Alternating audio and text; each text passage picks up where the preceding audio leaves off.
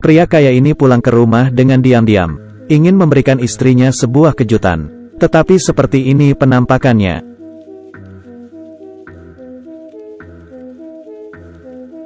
Seorang pianis tunanetra membunyikan bel pintu rumah pria kaya itu. Namun tidak ada yang membuka pintu. Ketika ia hendak pergi, istri orang kaya itu membuka pintu. Ia mengklaim bahwa suaminya sedang keluar dan menyuruhnya untuk kembali lagi di lain hari. Namun pianis ini berulang kali menegaskan bahwa dirinya seorang tunanetra. Tidaklah mudah baginya untuk datang. Pembicaraan mereka menarik perhatian tetangga. Dengan terpaksa, wanita membiarkan pianis masuk ke dalam rumah. Kemudian wanita bertanya kepada pianis bahwa ia buta total atau setengah buta. Pianis menjawab bahwa dirinya buta total. Ketika ia berumur 14 tahun, kepalanya terhantam bola kriket. Ia terpaksa memotong saraf optiknya demi keselamatan nyawanya. Dan ia kehilangan penglihatannya. Kemudian, wanita ini menelpon suaminya di depan sang pianis, menanyakan tentang pertunjukan piano. Setelah mendapat konfirmasi, pianis mulai memainkan piano dengan mahir. Setelah selesai, ia melihat sepasang kaki tergeletak di ruang tamu dan berlumuran darah. Pianis ini terkejut melihatnya. Ternyata ia bukan seorang tunanetra. Ia memakai kontak lens dan berpura-pura buta. Pianis berpura-pura tenang. Ia meminta izin untuk ke toilet. Wanita ini mengarahkannya. Kini ia melihat lebih jelas. Yang tergeletak di lantai adalah kliennya. Tak diragukan lagi. Pasti wanita ini yang telah membunuhnya. Pianis sampai di toilet lalu mengunci pintu. Ia perlahan membuka tali pinggangnya. Ia terlihat sama sekali tidak takut. Kenapa ia masih berpura-pura? Karena ia melihat seorang pria berdiri di belakang pintu, menatapinya dengan tajam sambil memegang pistol. Pianis menebak bahwa pria ini adalah selingkuhan wanita. Mereka yang telah membunuh pria kaya itu. Demi bertahan hidup, ia hanya bisa terus berpura-pura buta. Seolah-olah ia tidak tahu apa-apa. Dan berjalan kembali ke hadapan piano. Memainkan pianonya seperti biasa. Hal menakutkan adalah selama pertunjukan, ia melihat mereka sibuk membersihkan TKP. Selingkuhannya berpura-pura menjadi suami yang baru pulang. Lalu perlu pergi lagi demi urusan bisnis.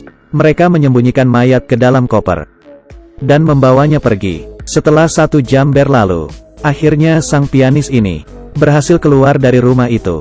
Ia duduk sambil melamun di pinggir jalan. Lalu ia membeli sebuah lotre dari seorang ibu yang memiliki tato dewa di lengannya. Lalu ia pergi ke kantor polisi untuk melapor. Namun ketika dia akan berbicara, ia tidak sengaja melihat inspektur polisi ternyata adalah pria tadi. Ucapannya tiba-tiba terhenti. Ia tahu bahwa jika pria itu mengetahuinya, ia pasti akan kehilangan nyawa. Lalu ia beralasan bahwa kucingnya hilang. Inspektur pun langsung mengenali pianis itu dan mengikutinya sampai rumah, ingin memastikan bahwa apakah ia benar-benar buta. Dan inspektur menemukan sebuah koran di rumahnya.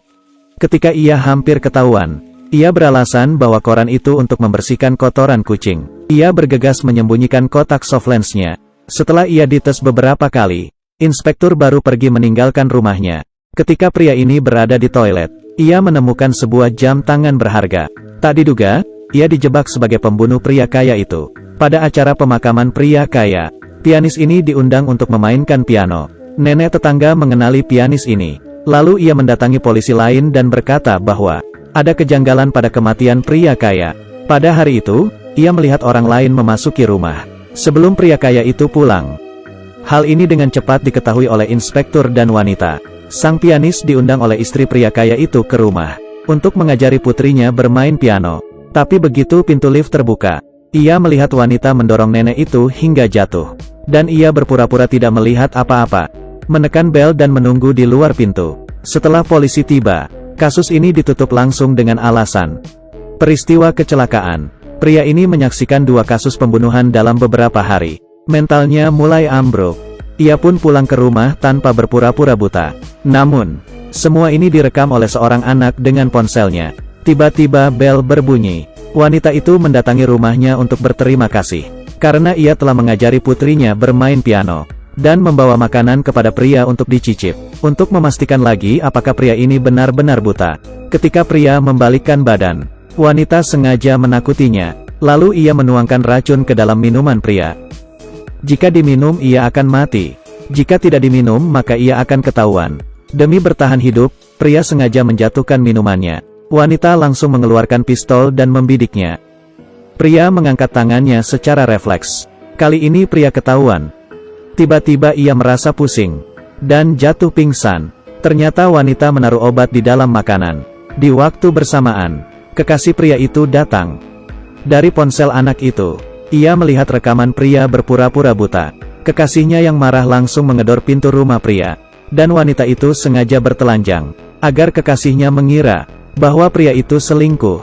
Setelah kekasihnya pergi, pria ini terbangun, tetapi matanya telah dibutakan oleh wanita itu. Malam harinya, inspektur yang masih khawatir, mendatangi rumah pria, hendak membunuhnya.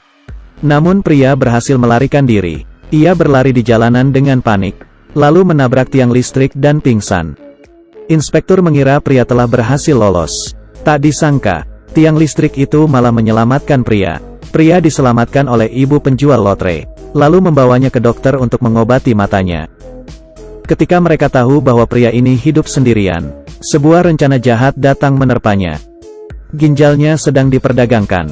Pria ini ditekan di atas meja operasi. Kedua ginjalnya akan diangkat. Pria ini baru sadar apa yang sedang ia alami. Ia berusaha melawan. Lalu ia bersumpah kepada dewa di lengan ibu itu bahwa ia akan memberi mereka banyak uang. Ibu ini tertegun. Seorang tunanetra, bagaimana bisa tahu bahwa lengannya terdapat tato dewa? Kemudian, pria menceritakan tentang inspektur dan wanita kaya itu kepada mereka. Mereka akan bekerja sama demi uang. Mereka menggunakan pria sebagai umpan untuk menculik wanita kaya itu, lalu memberitahu kepada istri inspektur tentang perselingkuhan suaminya lewat telepon, dan mengancamnya untuk memberi mereka uang. Jika tidak, masalah suaminya akan dipublikasi. Istri inspektur menyetujui permintaan mereka, tetapi seringkali karena uang, sifat buruk manusia akan terungkap. Setelah mereka mendapatkan uang, mereka langsung mengikat pria ini bersama wanita kaya itu di dalam gudang. Supir dibunuh oleh inspektur saat mengambil uang. Di saat darurat, ibu ini memutuskan listrik lift. Inspektur terperangkap di dalam lift. Karena panik, ia terbunuh oleh tembakan pelurunya yang nyasar. Ibu ini pun kecewa setelah mendapatkan uangnya, karena isinya semua adalah kertas putih. Di bawah bujukan wanita ini, pria ini membuka penutup matanya. Lalu pria dipukul hingga pingsan oleh wanita. Ketika dokter bergegas tiba, ia pun hampir tewas terbunuh olehnya. Di saat darurat, pria ini menyelamatkan sang dokter. Karena tidak mendapatkan uang, ia memutuskan untuk memperdagangkan organ wanita itu ke luar negeri, dan memberikan korneanya kepada pria ini. Di tengah perjalanan, terdengar suara dari bagasi mobil. Dokter berhenti untuk menyuntikkan obat bius kepada wanita itu. Lalu mereka melanjutkan perjalanan. Tetapi kini yang duduk di samping pria adalah sang wanita.